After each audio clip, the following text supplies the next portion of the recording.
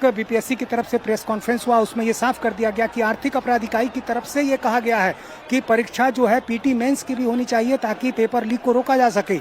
एक कमेटी बनी थी, राधा कृष्णन कमेटी, उसने भी ऐसा ही सुझाव दिया है। तो बीपीएससी ने कहा कि हम इस सुझाव पर अमल करते हुए अब सारी परीक्षाओं में पीटी और मेंस दोनों की परीक्षाएं करेंगे। और इसीलिए एक तरह से ये साफ हो गया कि न निगेटिव मार्किंग को वापस लिया जाएगा, न पीटी मेंस का जो फैसला है वो वापस लिया जाएगा। छात्र कह रहे हैं कि अगली बार से आप ले लेना, लेकिन इस बार आप छोड़ दीजिए, चूंकि 2 साल की देरी पहले ही हो चुकी है और पीटी मेंस की वजह से और देरी हो जाएगी।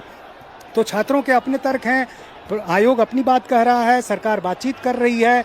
आज से एक पोर्टल की भी शुरुआत हुई है जो खास तौर से छात्रों के लिए है कि वो अपनी समस्या स्कूल कॉलेज में एक कियोस्क लगाया जाएगा और वहां पर छात्र अपनी बात रखेंगे, उनका नाम गोपनीय रहेगा।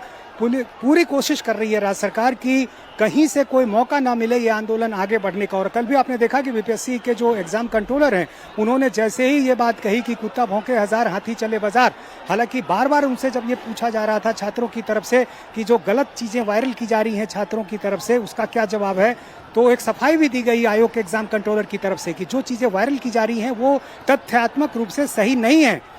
और इसलिए उन्होंने आखिर में ये कह दिया कि हम इन बातों पर ध्यान नहीं देते हैं। एक पत्रकार ने यह भी सुझाव दे दिया कि आप मानहानि का केस क्यों नहीं करते हैं ऐसे लोगों पर जो गलत चीजें वायरल करते हैं। तब उन्होंने कहा ये मेरा काम नहीं है, कुत्ता भौंके हजार हाथी चले बाजार। लेकिन जाहिर है अब ये चीजें सोशल मीडिया का दौर है, तेजी से मामला उससे भड़क गया। नीतीश, अभी तस्वीरों में दिख रहा है शायद एक बार फिर वो जो आप दिखा रहे थे लोहे के बैरिकेड वगैरह, उनको फिर धक्का मुक्की करके हटाने की, गिराने की कोशिश हो रही है। काफी देर से ये कोशिश हो रही है और पुलिस वाले भी बहुत देर से रोकने की कोशिश कर रहे हैं। आप देखिए जो 2 लोहे के बीच का हिस्सा है वो किस तरह से टूट चुका है और ये दोनों तरफ सड़क के 2 रास्ते हैं, दोनों तरफ इसी तरह दबाव है पुलिस पर।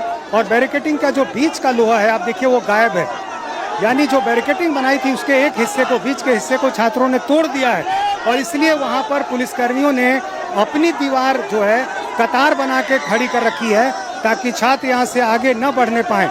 और इसी के समानांतर जो सड़क का आधा हिस्सा है वहाँ भी आगे हम आपको दिखा सकते हैं कि जो आगे का हिस्सा है यानी सड़क का जो आधा हिस्सा है वहाँ भी किस तरह से दबाव बना हुआ है। और लगातार कोशिश की जा रही है कि इस बैरिकेटिंग को भी तोड़ दिया जाए।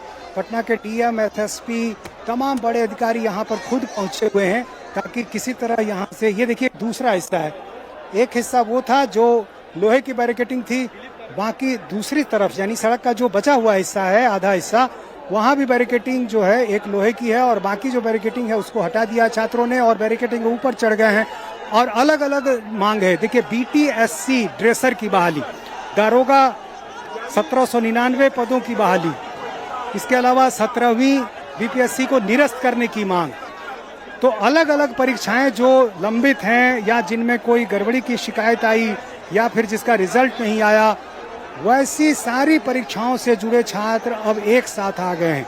तो ऐसे में करीब 1 दर्जन राजनीतिक जो संगठन हैं, जो छात्रों के संगठन हैं, उनका आना, अलग अलग परीक्षाओं से छात्रों का जुड़ना, और इसलिए समय के साथ साथ ये छात्रों का आंदोलन बढ़ा हुआ। और ये देखिए बैरिकेटिंग, यहाँ देखिए एक बैरिकेटिंग को गिरा दिया गया, ये लोहे की बैरिकेटिंग थी, अब इसे गिरा दिया गया। उस बैरिकेटिंग के ऊपर छात्र जो है चहलकदमी कर रहे हैं, पुलिस वाले विवश भी हैं, उनकी इतनी अधिक संख्या है, युवा है, लगातार धक्का उधर से दिया जा रहा है और ऐसे में इनको बैरिकेटिंग रोकना काफ़ी मुश्किल हो रहा है।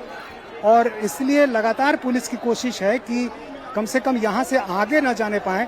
और यही कारण है कि एक आखिरी विकल्प उन्होंने ये तय किया है कि वो अपनी कतार बना रहे हैं।